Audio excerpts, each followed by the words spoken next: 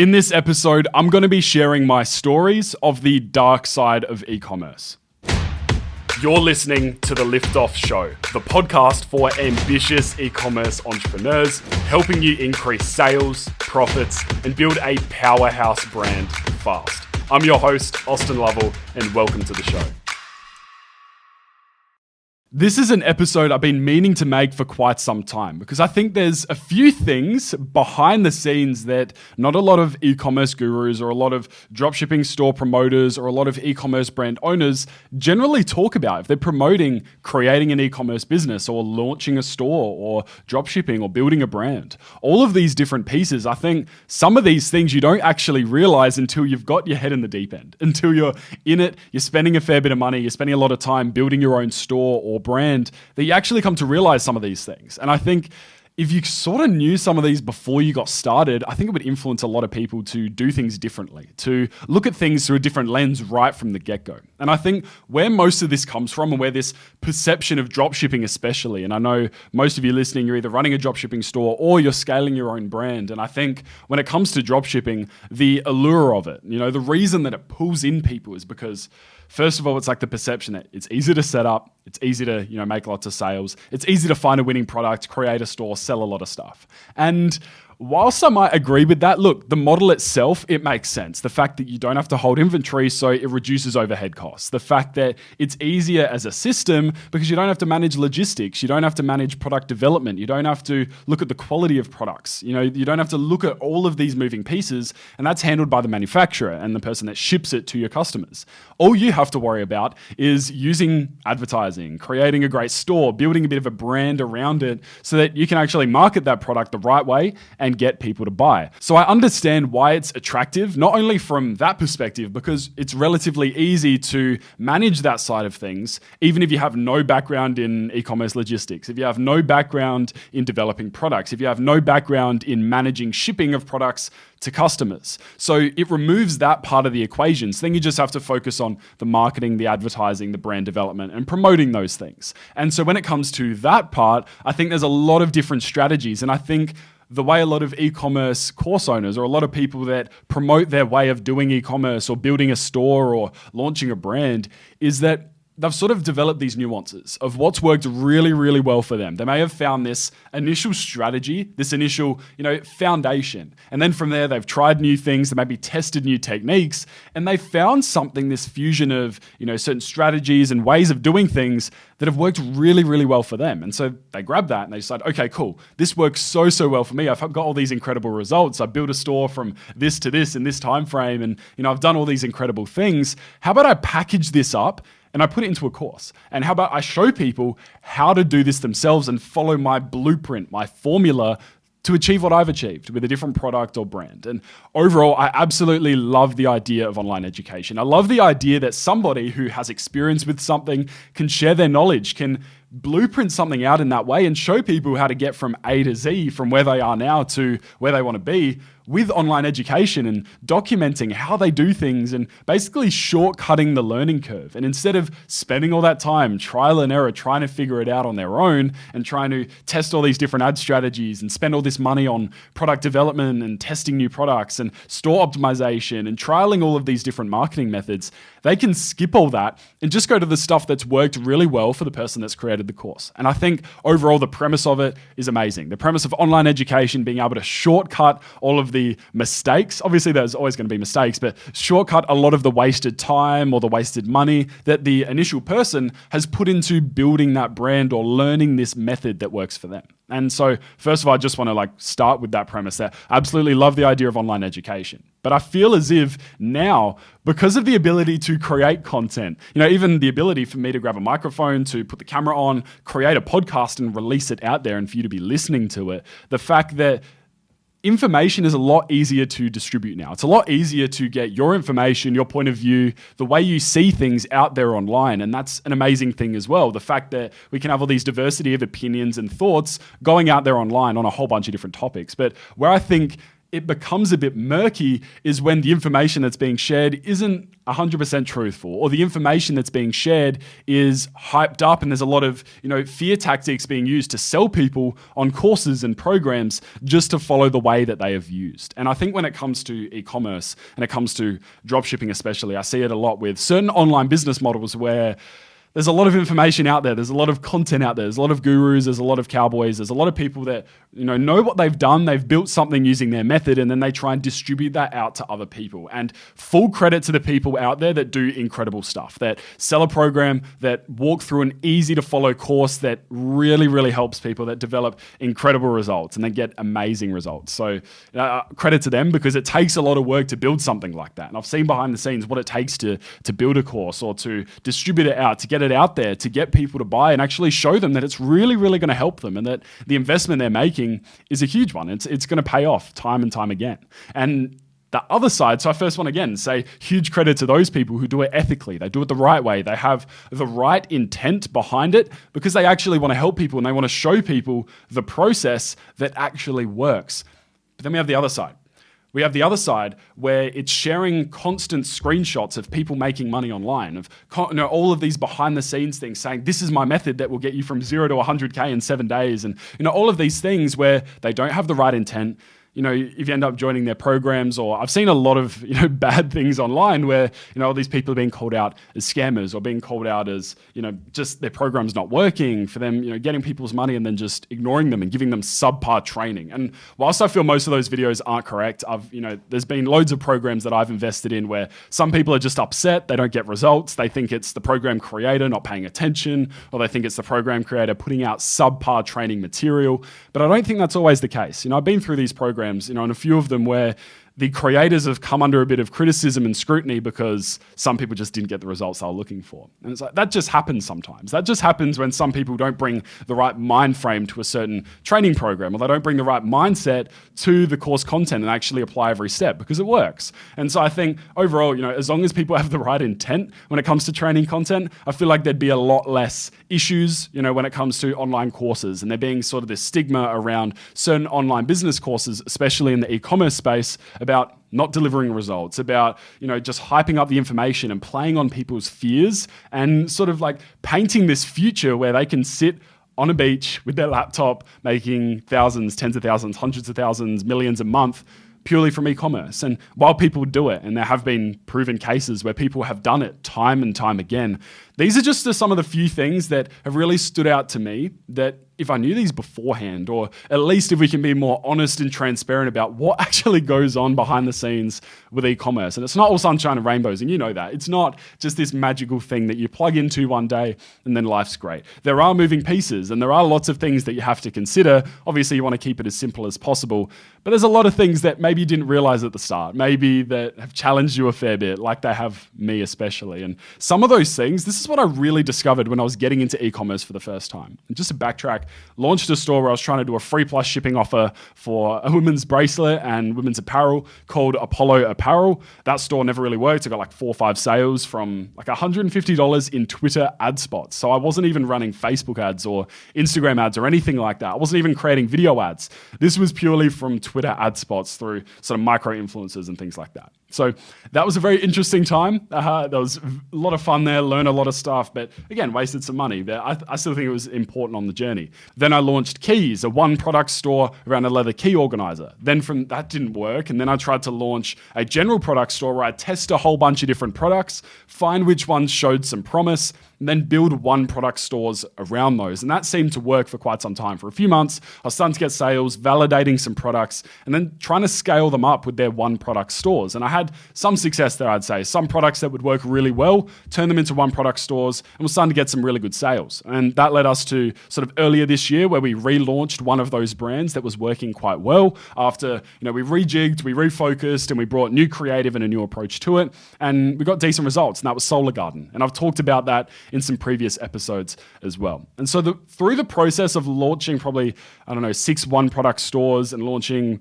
maybe 15 to 30 products on a general store with considerable amounts of ad spend behind them, testing, lots of time spent developing them out, and also being in constant contact with our clients who are using our video ads from Crafted, who are using them to, run in their campaigns, and they're spending from 10K a month upwards to 100K a month on ads. And so there's a lot of learnings that have gone on over the past 12 months and figuring out, okay, this is something that I didn't know about at the start, but if I did, maybe it would have helped me a lot more. And some of these things that I discovered while building these stores was that shipping costs can sometimes really kill your profit margins.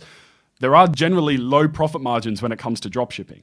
That there's little quality control that you actually have when you don't create the product yourself or you oversee the manufacturing of it. And it all depends on the relationship that you have with your supplier. And another part was differentiation and making your store unique. It's not so much about just slapping some nice branding on there, writing some good copy for your website. There needs to be other ways that you can differentiate your brand and your product. And when you're drop shipping and someone else can just start up a store today and copy your exact product, you don't have that luxury. And that's something that can really cut your sales in half quickly. You could be scaling up, doing so incredibly well. And I've seen this with some brands. I've seen this with people I know where they have a store. It's doing really, really well. They're growing super fast. And all of a sudden, a competitor enters the market out of nowhere. They start selling the same product, and then all of a sudden you're starting to lose this market share because there was nothing really unique about your brand in the first place. And then they start sapping this market share. Then all of a sudden your monthly revenue has just dipped hugely because of this one competitor that decided to copy your idea or replicate the same store structure you're using. And all of a sudden you can't scale up anymore. And so that was another thing I discovered, is that it's very, very difficult to differentiate yourself when other people can just copy your product. And the last one, which I think this has been the most important for me, the one that has really opened my eyes a lot to what dropshipping is all about, is that the numbers people share aren't telling the full story. And I think this goes back to what we were talking about earlier on, about people promoting their way of doing things, promoting, their way of building a store, launching an e-commerce brand, and sharing screenshots about the sales they're getting every day, sharing the screenshots of their monthly revenue inside of the Shopify app, and all of those things. And what you see with those numbers is that you see this big number. You see $50,000 in this month. You see $3,000 today. You see $15,000 today. You see $1 million in the past month. And you see these numbers and you start comparing to them. You start thinking, well, if they can do that, surely I can do that. I want to make that amount of money. I want to build a store that gets that many sales. And so you get really sucked in because of this social proof, because of these screenshots, because of this review content that, hey, they've done it, so surely they can teach me how to do it as well. Surely if I just follow their method, I'm going to be able to generate those results. And while that might be true most of the time, or a large percentage of the time, if you approach it with the right mindset, the right tenacity, and the right resources to make it happen, one thing that isn't talked about all that much from what I've seen is that those numbers are revenue numbers. Those numbers that you see on a Shopify dashboard paint a picture of the top line revenue. They don't paint a picture of the profit. They don't paint a picture of how much money that person, that store owner, is actually keeping after everything has been taken away, after they've shipped the product to the customer, after they've paid for the product, after they've covered ad costs and all of the other things that come into the e-commerce equation. How much are they actually left with? And this surprised me a huge amount. The very slim profit margins you work with dropshipping, especially if you start talking smaller products with lower ticket prices, it can get very, very razor thin. And so it's hard to scale that. If I was to backtrack and start looking at why I got into e-commerce in the first place, why I got into dropshipping at the start of 2018, for the first time with my first store, spending some time on it, it was because I would see the screenshots of these gurus or people that would share how they did it in the e-commerce space, these e-com influencers. And I would get sucked into it and think, wow, they did 120K this month. Surely, that's ridiculous. Those are just ludicrous numbers. And I would really get sucked into this because as a 17-year-old, I was looking at this stuff and thinking, these are ridiculous numbers. My parents don't talk about these numbers. Anyone I know doesn't talk about these numbers. And all of a sudden, I've got someone on my Instagram feed saying how they've made 350K in the last month. And I'm like, don't you make that in 4 years? Isn't that a normal thing to do? Isn't it not normal to make that in a month? That's ludicrous. And so I'd look at that. shock me. I'd be like, wow, that's ridiculous. It then build on my fears and being like, oh, I want to build something like that, but I don't know how to. Like, how do you do it? That seems really complicated and hard. And that's where they come in with the pitch for the course. That's where they come in and say, all you need to do is book in a 1 hour call with me. All you need to do is buy my course for, however much it is. If it's $497, $997, $1997, they love the 97s. And so they sell that, and then you've got this blueprint.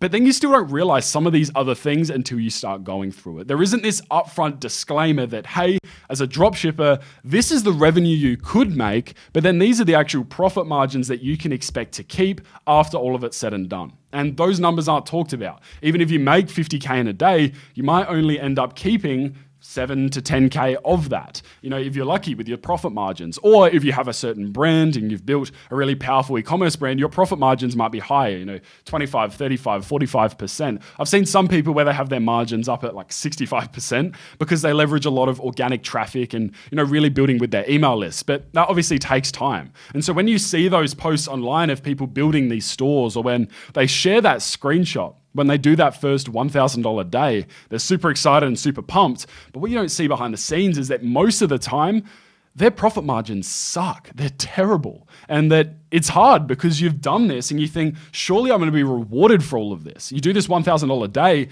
then all of a sudden, as you're starting out and you're spending a lot of money on building your store and running ads and all of these things, you realize that you're only making like $100, $150. And it's painful because you're putting all this time and effort to build something you don't realize because you were never told that the profit margins are going to be like this. Of course, you knew that, look, you're going to have to spend money to end up making that revenue. You're going to have to spend money on ads on the product and all of those things. But there's not sort of this upfront transparency when it comes to realistic expectations of e-commerce, when it comes to understanding what you're actually going to get out of it, and that it's not some put money in, put a very little amount of money in and get ridiculous amounts out, because that's not how e-commerce works. Take Solar Garden, for example. It's a brand that we launched on February 19th of 2021 after, having it live in November last year for the first time. We relaunched it. We kept it live for 5 weeks. So it ended up being closed off around sort of late April towards the start of May. And in that time, it did 62K in revenue. The profit margin was about 12%. And we had to stop it due to cash flow issues. Like, there was a point where we're spending $1,000, $1,200 a day on ads. All of a sudden, it's like there's no cash left because you're spending that much and you have to spend that much to fulfill it. But then the money that you're getting back is taking 1 to 2 days, sometimes 3 days to come back from the payment processes. And so you sort of got this cash flow buffer where you need this chunk of cash to be able to keep it flowing consistently. And so I think when I was first getting started with building a store or a brand, I didn't know that. I thought, look, you can get these numbers. You can put money in, very little amount of money for ad spend, and that's all you need to do. And then you'll pay for product costs. It'll pay very, very low cost, and we can scale up like that. And while, if you were doing it slower, I guess you wouldn't need that float of cash most of the time. But I'm sure if you're listening to this, you want to scale fast. You don't want to build a store in 4 years up to 50K a month. You want to do it in the next 2 months. You want to go fast. You want to build it up, scale it up, see if it's really valid and something that you can turn into a full-fledged brand if you're dropshipping. Or if you're a brand owner, you've already got the product, you've already got the branding. You want to scale up as fast as possible and get more customers into your brand and using your product. So of course, it makes sense to want to do it quickly. And that was the same mentality that I was adopting, is that I don't want this to take 4 years. I don't want this to take 2 years. I don't want it to take 1 year. I want to get to that level of consistent monthly revenue so we can scale up within a very short time frame. So that obviously meant a lot on ad spend, a lot on stock costs, and a lot on other expenses. So out of that 62,000 in revenue over that 5-week stretch, about 7,500 ended up being pure profit. And that's something I didn't know from the start. You see the screenshots of someone doing 50K, 100K, 200K, a million, whatever it is. And so again, out of that 62K, 7.5K was profit from like 900 orders. And so I sort of started to realize, like, hey, why don't we just drop this curtain on hiding behind revenue numbers, hiding behind the top line revenue, when the real number that people care about is the profit. And at the end of the day, you can make all the money in the world, but if you're not keeping any of it at the end of the day, it doesn't mean anything. It's not going to, as these e-commerce people say, and as these course owners and people that promote their way of doing things say, it's not going to change your life if you don't have money at the end. It's not going to allow you to achieve all these benefits they talk about. They might say, get more freedom, or quit your 9 to 5, or build a brand that you're really proud of, or all of these different things. you're not going to be able to do that if you don't keep any money at the end. No matter how great your revenue is, if there's no profit, then it doesn't mean anything. So I think out of everything, this was the most alarming truth for me. Sort of the darker side of e-commerce, the fact that you can hide behind the revenue numbers. You can hide behind those screenshots of Shopify and your dashboard. But when push comes to shove and when you sit and you lay your head on the pillow at the end of the day, you've got to reflect on the amount of money that's actually come through to your bank account and that you're keeping. So now understanding that darker side of e-commerce, and look, some of you might say it's not that important. You know this already. You know that profit margins are going to be lower because you're drop shipping and you're not in control of the full production and fulfillment process. And I understand that. And, looking back, if I had this sort of knowledge, I guess I still would have followed the same process. It wouldn't have changed my trajectory all of that much, but it would have been a great understanding to have so you don't get sucked into that new shiny object, that new ad strategy, that new e-commerce method. And just understand the fundamentals is that if you can sell a product that people actually want, you can market it in a way that's better than any of your competitors can, and you understand how the mechanics of e-commerce work, and you understand that, look, there may be lower profit margins, but if you can do it the right way, then you can maximize those sales and move that up over time as you build more of a brand. If I knew that at the start, I think the journey would have been slightly different. So if I was to put it down to sort of top 4 tips that I've extracted from, I guess, being in the e-commerce space for a short amount of time, for actually diving in and building a store or trying to build a brand or launching products, spending my own money on testing some of these methods that these gurus talk about. I think these would be the top things that I would say as a tip if you're just getting started, or maybe you're already running an e-commerce brand, but you just haven't considered this part of it like this. You haven't framed it in this way where you realize that you're often sold that lie up front and then told that, hey, this is just part of the process as soon as you get into their course. Or as soon as you give them money, you're going to realize what it's all about. You're going to realize that you're not getting all of that revenue in, and you're making a much smaller percentage in terms of total profit. So my first tip would be focusing on building a brand and creating something new. So as I said, one of the key issues with dropshipping is that it's hard to differentiate yourself. It's very, very difficult when someone can just copy your product, they can copy your store. And I've seen it happen a few times, and it's terrible, but it happens because people will go out there, they'll find a product that you're already selling and is doing well, and they will then start selling it and marketing to your same audience, and you will lose customers because of it.